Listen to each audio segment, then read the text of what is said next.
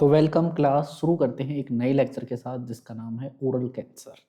तो जो इमेज दिख रही है वहाँ पे एक पेशेंट है जिसको ओरल कैंसर हुआ। ये इमेज देखिए, this is the image of oral cancer. यहाँ पे वैसे तो ओरल कैंसर की आपने इमेज हर बार देखी, मूवीज में हमसे पहले हमेशा ओरल कैंसर आता है। अगर टोबैको वगैरह किसी ने देखा हो तो टोबैको के पीछे बड़ा सा इमेज छपा होता है ओरल कैंसर का। ठीक है, तो ये चीज़। तो ओरल कैंसर देखो, दुनिया की अगर मैं बात करूँ ना, दुनिया में मेल्स के अंदर सबसे ज़्यादा लंग्स कैंसर पाया जाता है, लेकिन इंडिया के अंदर सबसे ज़्यादा ओरल कैंसर पाया जाता है। उसका कारण क्या है? इंडिया में जो लोग घूमते हैं, जो हमारी पॉपुलेशन है, वो क्या है, ऐसी चीज़ें बहुत कंज्यूम करती है जिससे ओरल कैंसर होता है। वो क्या है, वो सारी चीज़ें हम पढ़ेंगे यहाँ पे। देखो, सबसे पहली बात तो oral cancer, it is the most common cancer of males in India. ये क्या है? Most common cancer of males in India. India के अंदर सबसे ज्यादा मेल्स के अंदर पाए जाने वाला कैंसर कौन सा है? Oral cancer. ओके, ये है आपका oral cancer.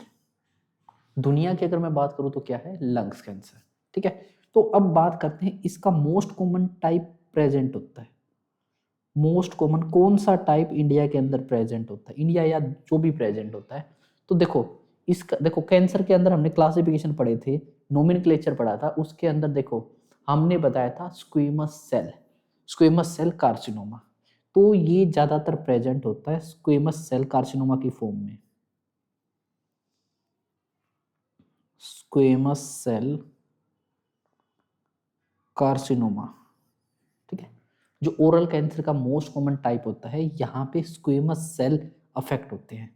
This is squamous cell carcinoma. उसके बाद बात करते हैं कि what is the most common site of this cancer. Oral cancer कहाँ पे प्रेजेंट हो सकता है? इसका आंसर ये तो नहीं होगा कि मुंह में होता है, भाई ऑब्वियस सी बात है, ओरल कैंसर है तो मुंह में ही होगा, लेकिन ओरल कैविटी में भी कहाँ पे? तो मोस्टली ये प्रेजेंट होता है लोअर लिप में और टंग में। और टंग की भी कौन सी साइट? टंग में भी lateral 2/3 part, lateral 2/3 part, lateral region, side वाला रीजन। ठीक है, ये है आपका ओरल कैंसर। ठीक है, अब बात करते हैं ओरल कैंसर की ईटियोलॉजी की।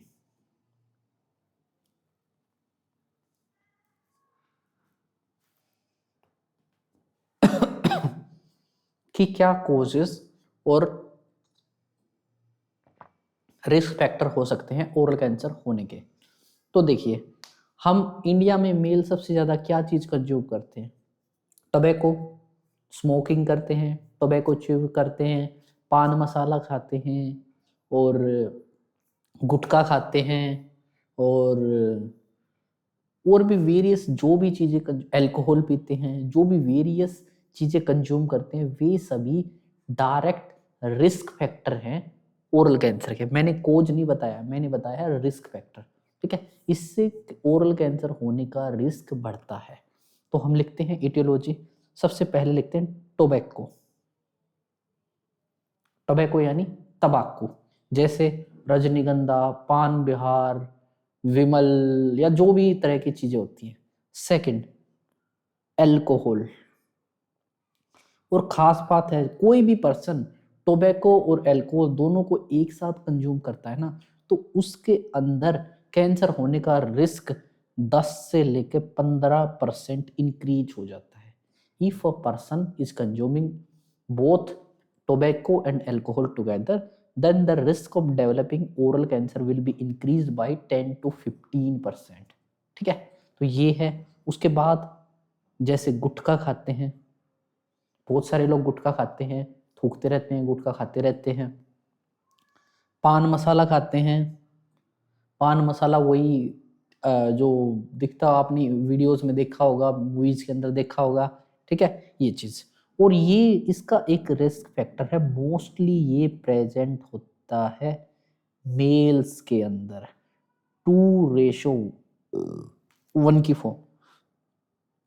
फीमेल के अंदर 50% लेस प्रेजेंट होता है एज कम्पेयर टू मेल। अगर 2 मेल्स के अंदर कैंसर है तो एक फीमेल के अंदर ओरल कैंसर मिलेगा, ठीक है, ये चीज। उसके बाद इसका एक और रिस्क फैक्टर बनता है क्रोनिक कैंडिडियासिस।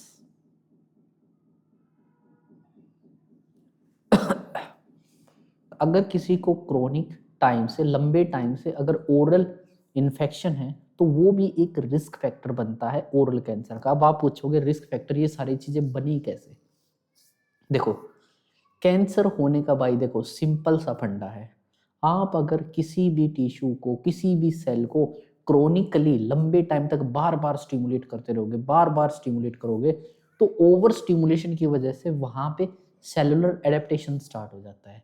तो सेलुलर एडेप्टेशन पहले तो नॉर्मली सेलुलर एडेप्ट होती है, ठीक है, नॉर्मल कैसे, हाइपरट्रोफी हाइपरप्लेजिया करके, ठीक है। लेकिन जब ये स्टिमुलेशन कंटिन्यू चलता रहता है तो ये एडेप्टेशन चेंज हो जाती है अब नॉर्मेलिटीज में। सबसे पहले मेटाप्लेजिया होएगा, उसके बाद डिस्प्लेजिया होएगा, और फाइनली इट चेंज इनटू एनाप्लेजिया। एनाप्लेजिया यानी कैंसर।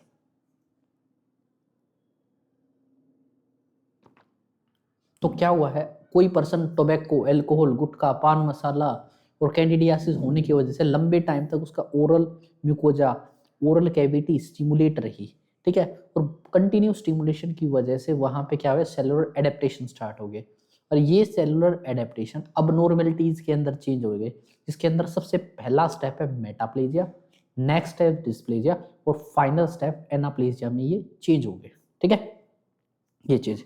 एक और कंडीशन होती है ल्यूकोप्लेकिया।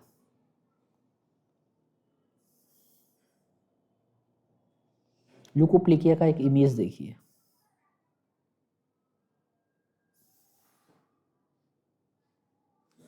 ये देखिए, यहां पे एक पेशेंट को ल्यूकोप्लेकिया हो रहा है। ल्यूकोप्लेकिया का मतलब क्या होता है, व्हाइट येलो कलर के स्पॉट्स बन जाते हैं ओरल कैविटी के अंदर। यहाँ पे टंग के नीचे ल्यूकोप्लेकिया हुआ है, आप इमेज में देखिए, ठीक है। तो ये ल्यूकोप्लेकिया क्या होता है, एक तरह से यहाँ पे पैचेस बन जाते हैं ओरल कैविटी के अंदर, और ल्यूकोप्लेकिया लंबे टाइम तक रहेगा, रिपीटेडली ल्यूकोप्लेकिया हो रहा है, तो ये चेंज हो जाता है ओरल कैंसर के अंदर कभी कभी, ठीक है। ठीक है, दिस इज ल्यूकोप्लेकिया। उसके बाद है एक इन्फेक्शन जिसका नाम आपने सुना होगा, HPV infection, human papilloma virus का इन्फेक्शन। अगर किसी को ह्यूमन पेपिलोमा वायरस का इन्फेक्शन है तो it also can be a risk factor for oral cancer. उसके बाद पुअर ओरल डेंटल हाइजीन,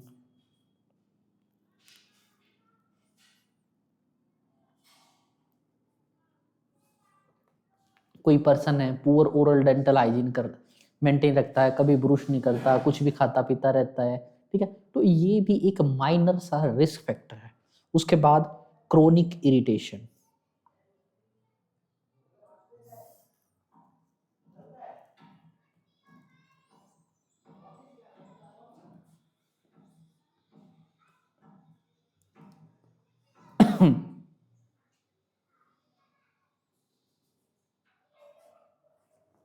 देखिए क्रोनिक इरिटेशन का मतलब क्या है, अगर हम लंबे टाइम तक ओरल म्यूकोजा को, गम्स के म्यूकोजा को, ओरल कैविटी के किसी भी म्यूकोजा को इरिटेट करते रहे लंबे टाइम तक, इन फॉर्म ऑफ, जैसे एग्जांपल के लिए लीजिए, किसी ने क्या करा है, डेंचर का काम करा है, नकली दांत चढ़वाए हैं, ठीक है, वो क्या रहा है, लूज हो गए, ठीक है, अच्छे से टाइटली फिट नहीं हुए, वे लूज रह गए, तो बंदा जब भी चूविंग करेगा, जब भी खाना चबाएगा, तो जो लूजनेस की वजह से वहां पे बार बार ही हिट होएंगे, गम गम बार बार हिट होएगा, तो जिससे क्या होएगा, वहां पे इन्फ्लामेशन होएगी, और कंटिन्यूसली लगातार बार बार इन्फ्लामेशन होने की वजह से ये सेलुलर एडेप्टेशन चेंज हो जाता है अबनॉर्मेलिटी के अंदर, यहाँ पे मेटाप्लेजिया हो जाता है, मेटाप्लेजिया डिस्प्लेजिया में चेंज हो जाता है, और डिस्प्लेजिया फाइनली एनाप्लेजिया में।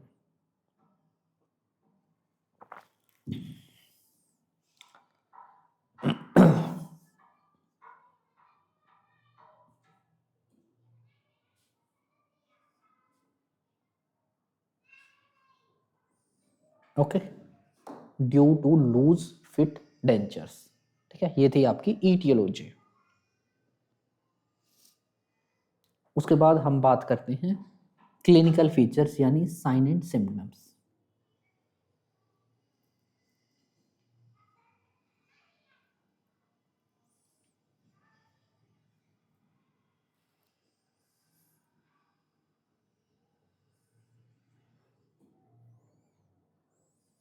ठीक है,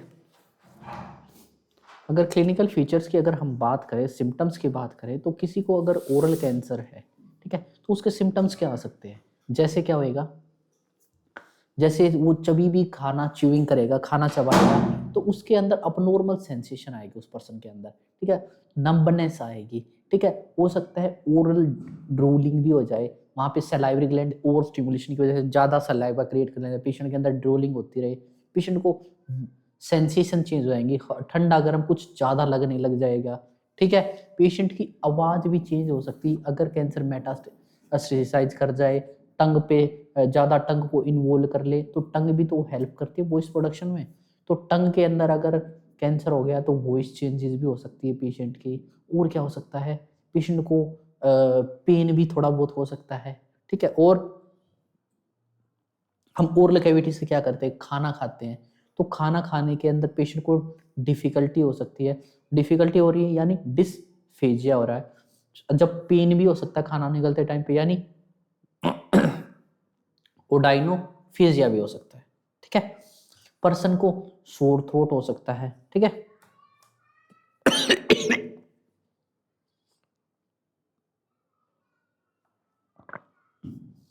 सिम्टम्स के अंदर हम लिखेंगे सबसे पहले नंबनेस,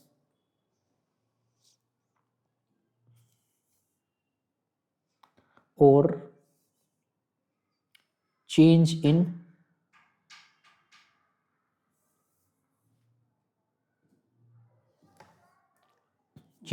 सेंसेशन।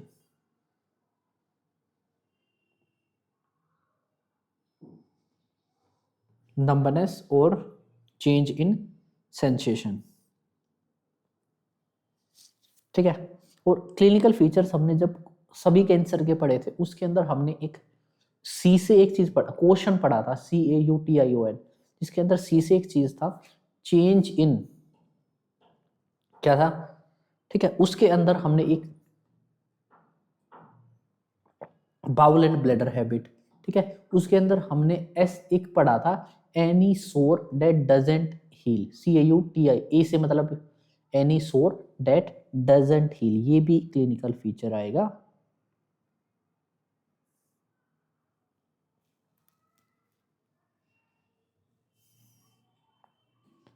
ठीक है, this is the clinical feature of किसका, ओरल कैंसर का, और इसी को बोलेंगे यही मोस्ट कॉमन सिम्टम है।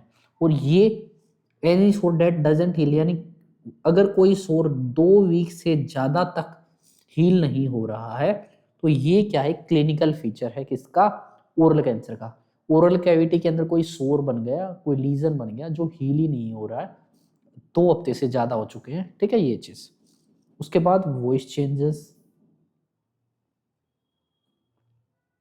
अगर टंग इन्वॉल्व है तो वॉइस चेंज होगी ही होगी। उसके बाद इसके अंदर लिख लेते हैं होर्सनेस।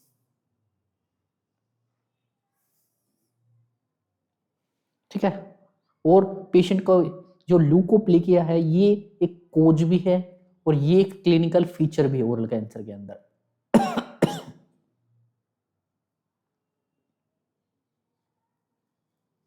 ल्यूकोप्लेकिया। ठीक है, व्हाइट कलर के पैचेस बन जाते हैं कैंसर के अंदर, ये कोज भी है और एक क्लिनिकल फीचर भी है। ठीक है, ल्यूकोप्लेकिया। उसके बाद और पेशेंट को हो सकता है डिस्फेजिया, जब ट्यूमर का ग्रोथ हो जाएगा, ट्यूमर बड़ी हो जाएगी, उस टाइम पे पेशेंट को खाना निगलने में डिफिकल्टी होगी, प्लस में पेन भी होएगा। पेन होएगा मतलब ओडाइनोफेजिया, पेशेंट को होएगा ओडाइनोफेजिया।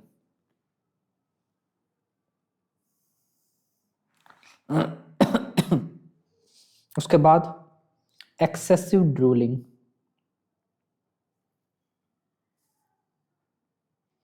बहुत ज़्यादा सलाइवा प्रोड्यूस हो सकती है, ठीक है, ये चीज़। These are the clinical feature.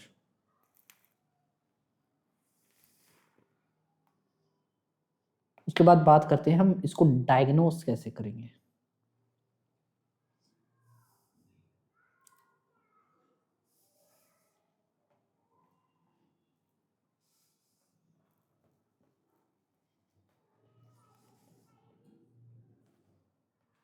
देखिए डायग्नोस करने के लिए हम भाई सबसे पहले हिस्ट्री लेंगे और फिजिकल एग्जामिनेशन करेंगे।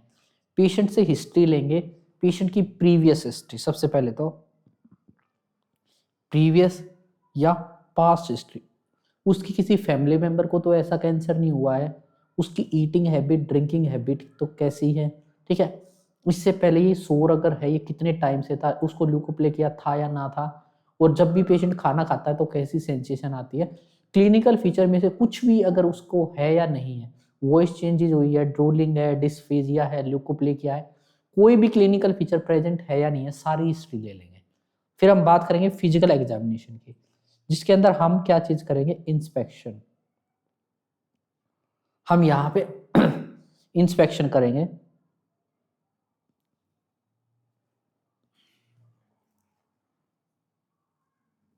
ओके, इंस्पेक्शन करेंगे जहां पे अपने को क्या दिखेगा, एक अलग से लीजन दिखेगा जो आपको स्टार्टिंग में दिखाया था, इस टाइप का, ठीक है। अगर इस टाइप का लीजन है तो हाँ भाई अपने को फर्दर आगे टेस्ट करने हैं, ठीक है। तो ये है डायग्नोसिस। और फर्दर टेस्ट में हम क्या कर सकते हैं, डायग्नोसिस में पेशेंट का पेट स्कैन करवा सकते हैं, पोजिस्ट्रोन एमिशन टोमोग्राफी स्कैन, ठीक है। पेट स्कैन करवा सकते हैं पेशेंट का। हम कंफर्म करने के लिए यहाँ पे FNAC या बायोप्सी कर लेंगे, इससे कर लेंगे हम कंफर्म। उसके बाद फिर भी अगर अपने को और टेस्ट करें, MRI कर लो, ठीक है, ये चीज कर सकते हैं। फिर बात करते हैं हम इसके मैनेजमेंट की।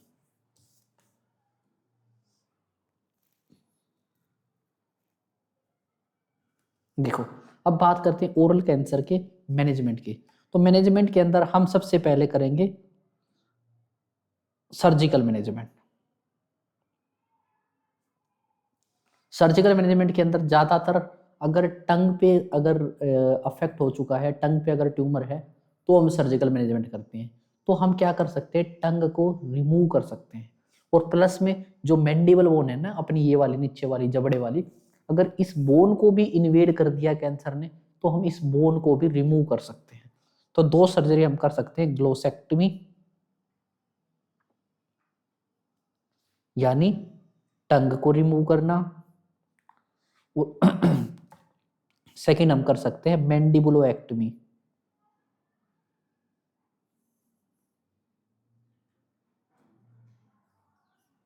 मैंडिबुलोएक्टमी, मैंडिबल बोन को रिमूव कर सकते हैं, ठीक है। ये था सर्जिकल। हम पेशेंट को रेडियोथेरेपी दे सकते हैं, ठीक है। पेशेंट को हम कीमोथेरेपी दे सकते हैं। तीनों तरह के ट्रीटमेंट हो गया, सर्जिकल मैनेजमेंट हो गया, रेडियोथेरेपी हो गई, कीमोथेरेपी हो गई। अब बात करते हैं अपन नर्सिंग मैनेजमेंट में। अब बात करते हैं अपनी नर्सिंग मैनेजमेंट का। तो नर्सिंग मैनेजमेंट में हम इस पेशेंट का क्या करेंगे, देखिए सबसे पहले तो अपनी प्रायोरिटी क्या है, अपनी प्रायोरिटी क्या है, मेंटेन करना है अपने को एयरवे, सबसे पहली प्रायोरिटी अपनी, ठीक है। ये है अपनी फर्स्ट प्रायोरिटी।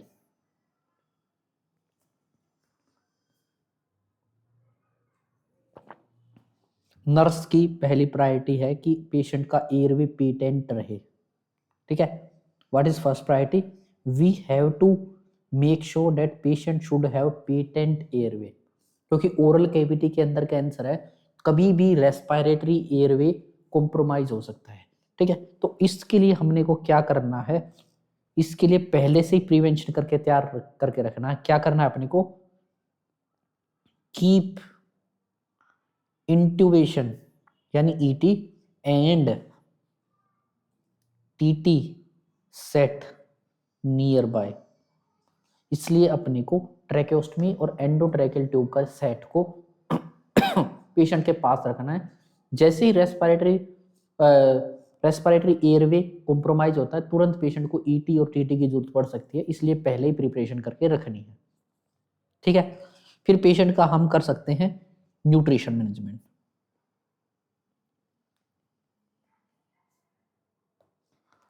अगर पेशेंट ओरली स्वेलो कर पा रहा है तो भाई उसको देंगे हम। अगर इफ ओरली पेशेंट खाना खा पा रहा है तो high calorie high protein diet. लेकिन अगर ओरली नहीं खा पा रहा है तो पेशेंट को राइल्स ट्यूब से फीड दे देंगे, आरटी फीड दे देंगे। और आरटी फीड दे सकते हैं, ठीक है, आरटी हम नेजली भी डाल सकते हैं, ओरली भी, वो डिपेंड करेगा पेशेंट की कंडीशन एंड पर द ऑर्डर ऑफ रेजिडेंट्स। ठीक है, ये चीज। और आरटी भी पॉसिबल नहीं है तो हम पेशेंट को लास्टली हम स्टार्ट कर देंगे TPN, total parental nutrition, N7 के नाम से भी आता है ये। ठीक है, पेशेंट को हम टीपीएन स्टार्ट कर देंगे। ठीक है ये चीज। पेशेंट का हम पेन मैनेजमेंट कर सकते हैं। पेशेंट को हम पोजीशन दे सकते हैं। पेशेंट को हम फाउलर पोजीशन देंगे। ठीक है, और फाउलर भी साथ में नेक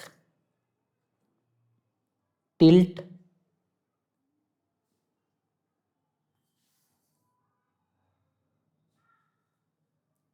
वन साइड, नेक टिल्ट वन साइड, नेक को एक साइड मोड़ देंगे। क्यों? क्योंकि पेशेंट को सिक्रीशंस आने लग रही है, सिक्रीशंस निकलते रहे, सिक्रीशन एस्पिरेट ना कर ले, इसलिए हम करेंगे नेक को एक साइड टिल्ट। पेन मैनेजमेंट हो गया, पोजीशन हो गया। ठीक है, ये सारी चीजें हम कर लेंगे मैनेजमेंट। ठीक है, ओके। तो this is the oral cancer for you. Thank you.